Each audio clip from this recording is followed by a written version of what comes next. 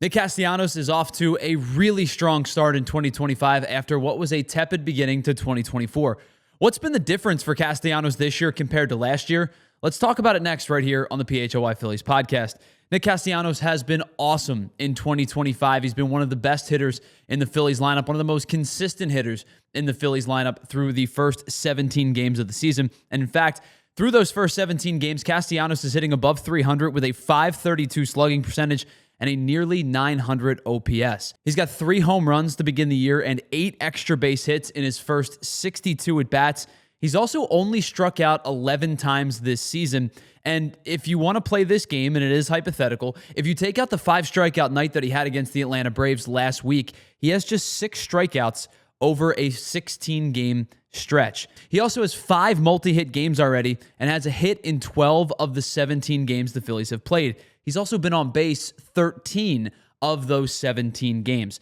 So compare that to the start of 2024. Through his first 17 games, Castellanos was hitting .177 with a .177 slugging percentage. He did not have a single extra base hit through his first 17 games. He also was posting just a .427 OPS. He struck out 17 times in his first 17 games. He had just 2 multi-hit games and had 7 games through the first 17 in which he failed to reach base even once. So what's been the difference for Nick Castellanos this year compared to last year? Well, I think his plate approach is better, even though it feels like it's kind of relatively unchanged. So what do I mean by that? Well, first, he's seeing more pitches per plate appearance. Listen, Nick Castellanos has always been a pretty free swinging hitter. He's always been the type of guy who will jump on a first pitch if he's given the opportunity. And in fact, you've seen it a couple of times this year already. Specifically, the grand slam that he hit against the Dodgers off of Alex Vesia last weekend. It was all over a first pitch hanging breaking ball, and he's still willing to ambush a pitch if it's inside the zone. But he's not swinging out of hand nearly as much as he did in 2024. And his first pitch swings, I think when he does first pitch swing, he's had a lot more purpose to them. It's not just swinging because he wants to get after a first pitch. There is purpose behind his plate approach, even when he does swing at the first pitch. Last year, Nick Castellanos was first in all of baseball in first pitch swing percentage at nearly 51% of his at-bats. This year, he's 13th. He's still amongst the league leaders, but he's down to about 46% through his first 65 or so at-bats. So that number has dropped about 5% through the first couple of weeks of the 2025 season.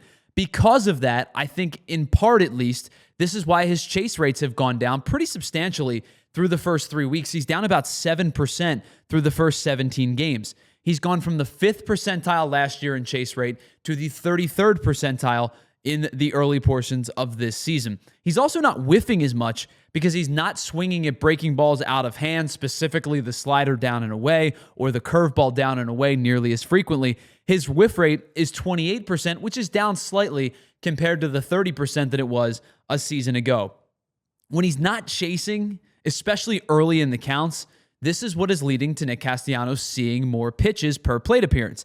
Last year, he saw 3.54 pitches per plate appearance. That was tied for the 6th fewest amongst all qualified hitters in Major League Baseball. Only a pair of Astros, Jeremy Pena and Yainer Diaz, Alec Boehm and Corey Seager, saw fewer pitches per plate appearance than Nick Castellanos did in 2024. So far this year, he's up to 3.88 pitches per plate appearances, or about 0.3 of a pitch more per plate appearance. And that doesn't seem like a lot, but when you start to get into the 100, 200, 400 plate appearance number, and Nick Castellanos is probably going to get about 600 plate appearances this year, that number is going to become more and more significant if he's able to keep that number at 0.3 or so more pitches seen per plate appearance. He's about middle of the pack in Major League Baseball this year. He's 98th with that 3.88, but he's 98th of 180 qualified hitters so far. So he goes from 6th fewest to having 82 hitters